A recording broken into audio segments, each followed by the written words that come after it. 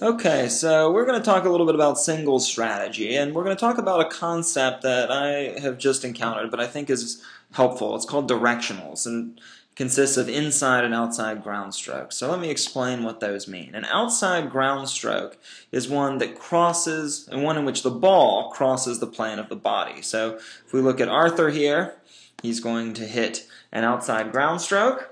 I'll pause it here. You see the ball. This is the plane of his body. The ball is going to cross it, and Arthur is going to hit the ball. Okay, so that's an outside ground stroke. Okay, an inside ground stroke, by contrast, is one that does not cross the plane of the body. So if we come back to take Carter here, okay, and roll forward, you see the ball is coming into Carter, and he's going to hit the forehand without the ball having crossed the plane of his body. And that's obviously an inside-out forehand because it's an inside ground stroke. The ball does not cross the plane of the body, and it's struck outside.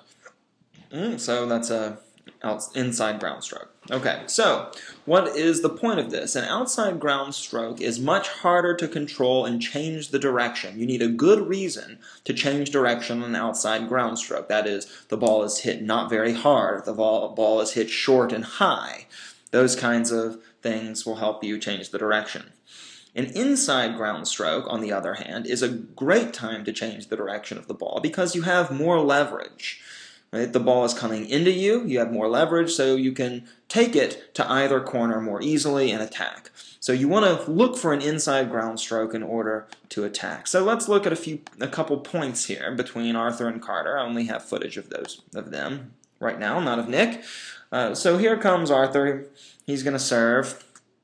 But I don't want to watch this one, actually. I want to watch this one, and then we'll watch Arthur. Okay, so Carter is going to serve here, and he's going to serve out wide. And the first thing that we need to understand about a wide serve is that from the point of view of directionals, it is the best strategic play. Why? Because in order to actually hit an offensive return, Arthur is going to have to put the ball here. As we know, that's the most difficult shot because it's up the lines over the high part of the net, and he's trying to change the direction on an outside ground stroke. So for a number of reasons, if he puts it here and hits a winner, too good.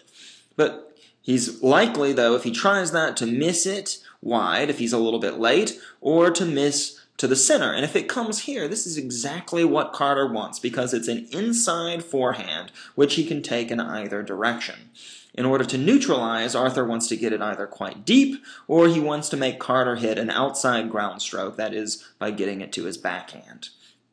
Okay, so if we roll forward, we see that what happens is exactly what we said. He hits it short and fairly high to the middle of the court, and Carter has an inside forehand. He can take that ball either direction. He chooses to go back behind Arthur, closes off the angles nicely, and finishes the volley. Okay, so that's a good example where the serve effectively set up the next play. Here, we're going to see Arthur as well serve outside, okay, but a little bit less on the serve. It's not kicking out quite as much, and Carter is able to hit an effective neutralizing and even somewhat offensive return by going cross-court, so the outside to outside. But now he's got Arthur on the defensive because he's running him off the court with this cross-court backhand. Arthur puts it back again to the middle of the court, puts it deep, and so Carter has to produce a good shot to attack, which he does, and then from there, that ball was an outside ground stroke, that forehand, right? But it's so, roll back just a second, but this ball is so short and high that Carter has an easy time coming in, and he does exactly what he should over the low part of the net and then is able to put away the volley. And it's a good pass attempt there from Arthur. So what are we going to take away from this? If you have an outside ground stroke, you should only attack with a good reason. That is, the ball is short or high or otherwise pretty easy. If it's a neutral ball, you should try to go back and give your opponent an outside ground stroke as well. A wide serve is going to give you a better strategic opportunity to attack on the second ball. Going by this principle. You can neutralize a good serve by giving your opponent an outside ground stroke, or if you can't do that, you can get it deep and hope that that's good enough. And finally, you only need variety if your opponent, knowing what's coming, allows him to counter.